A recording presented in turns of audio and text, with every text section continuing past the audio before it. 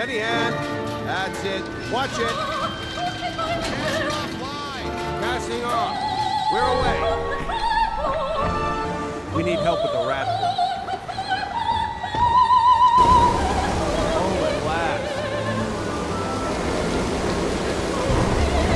Hello, sir. Corvo, you're back. It's a fair wind that brings you home to me. Fine. Wait, where are the guards? Who sent them away? Mother, look. What are they doing on the rooftop? What? Emily, come here. Emily, get behind me.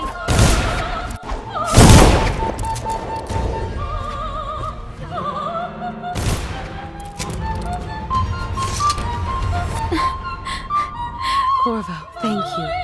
If you hadn't been here... No more. Not again. Mommy! No! Get away from her. Corvo! Oh, Mommy!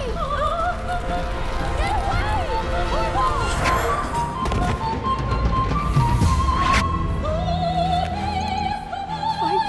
Find Emily. Protect her.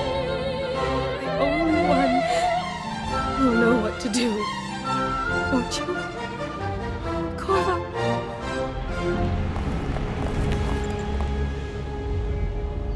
Ward us all. Look at what he's done. I'll see you beheaded for this, Corvo. Take him.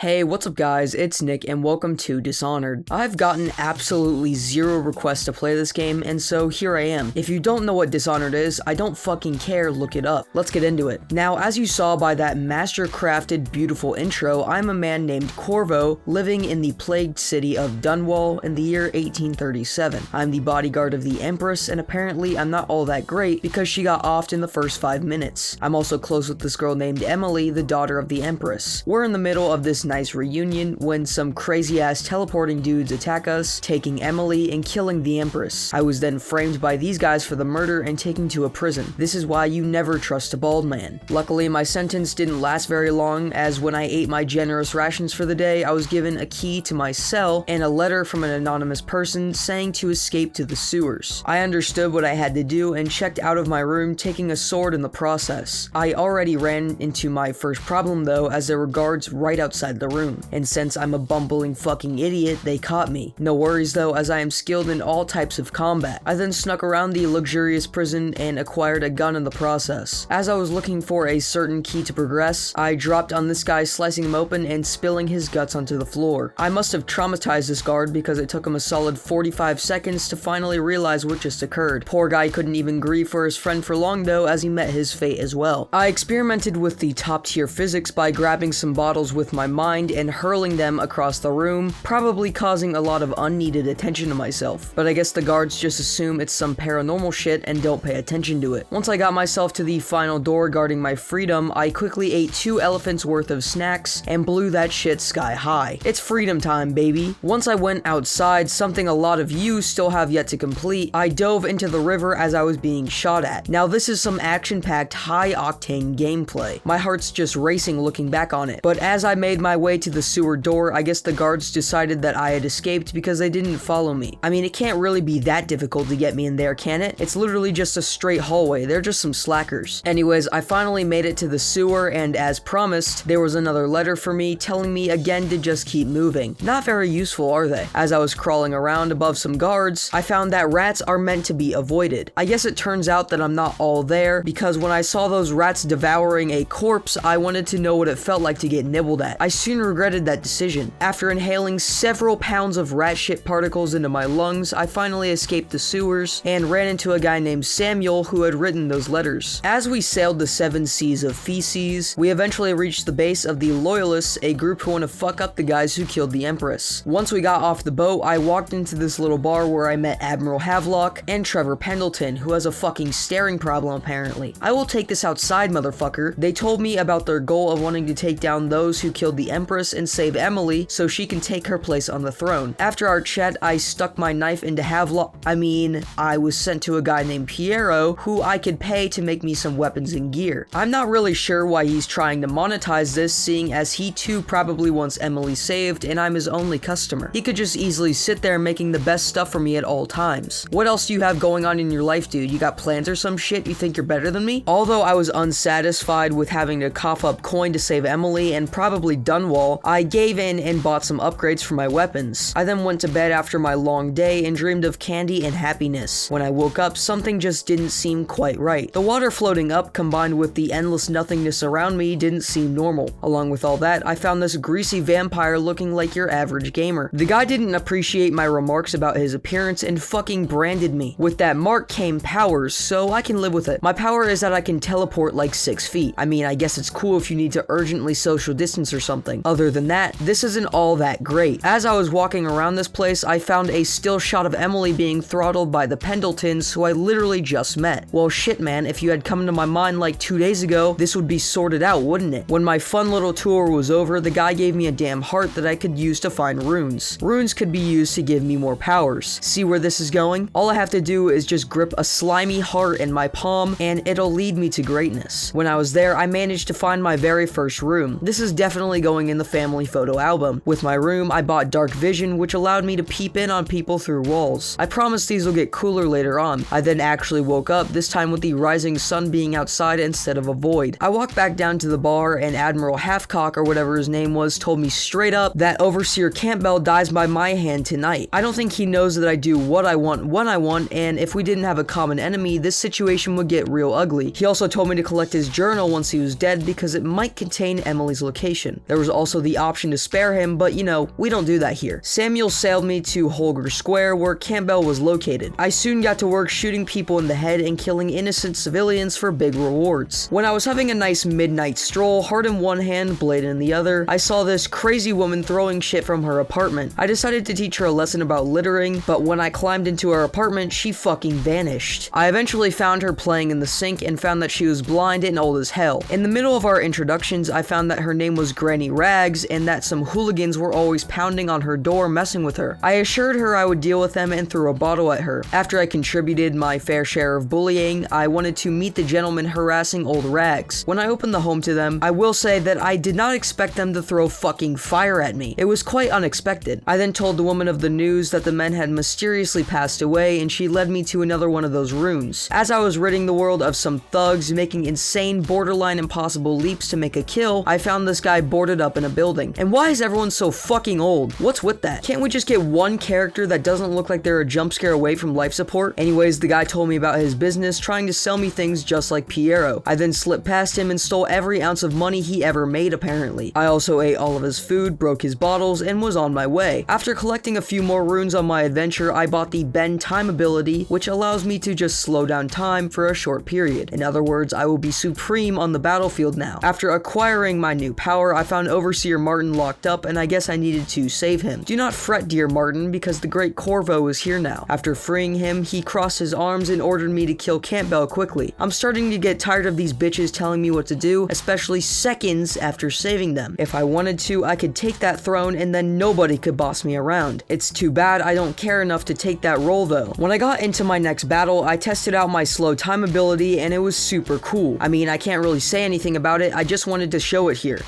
So yeah, it works as advertised. Anyways, after I had slithered around the guards, quiet as a mouse, I found myself right outside of Campbell's crib. It's almost sad that he doesn't know it's his last day. I wandered about and decided that the stealthiest way to get inside was to just march through the main entrance. Don't worry though, the NPCs are blind dumbasses and they didn't see the gigantic doors open, me walk right through, or the sudden draft coming from behind them. They also didn't hear when the guards groaned like they were taking a rusty needle out of their rectum. Apparently, every guard here is secretly Helen Keller. I made my way to the High Overseer's meeting chamber where Campbell would soon be entering. The recommended way to kill Campbell was to poison his drink, and so I proceeded to shatter the glass and place down a proximity mine. See, poison is fine and all, it's generally pretty stealthy, but where's the action in that? Where's the adrenaline and excitement? No, we must explode our enemies, and so that's exactly what I did. If the higher-ups find Campbell without his limbs, that's gonna send a more threatening message than if he just had some lethal poison in his body. At that point, I decided it would be best if I exited the premises and made my way back to Good Samuel. We went back to the home base where Hat, Jock, and Pendleton were chatting away. At this point, I was confused as all hell. Did I not just see those pesky little Pendletons harassing Emily in the dream I had? Am I not just gonna sit there and interrogate him right here and now? There must have been something I was missing because this seems like a very easy way to get him to lead me to Emily's location. After I talked to the pair, I retired to my sleeping quarters. Before I went to bed, I made sure I was holding my crossbow and sword for good dreams. The next day, over some Cocoa Puffs and orange juice, I spoke to Hagglesock. He told me about these weepers that were lurking around in the sewers. Weeper is basically just another word for zombie, so this is not a great situation we find ourselves in. He then just fucking stared at the sewer hatch, clearly wanting me to go down there. He told me to go to Piero to make some sleeping bolts so I wouldn't kill the weepers. I didn't. Only lethal ammo for me. After killing some weepers and collecting more runes, I caught my fourth and probably my favorite power, Wind Blast. Basically, it just lets you shoot people across the face of the fucking planet. Not really, you can just shoot people back, but it's still dope as hell. When I got back up from the sewers, I talked to Slavrock and Overseer Martin. They told me that they found Emily being kept in the Golden Cat, which is basically a,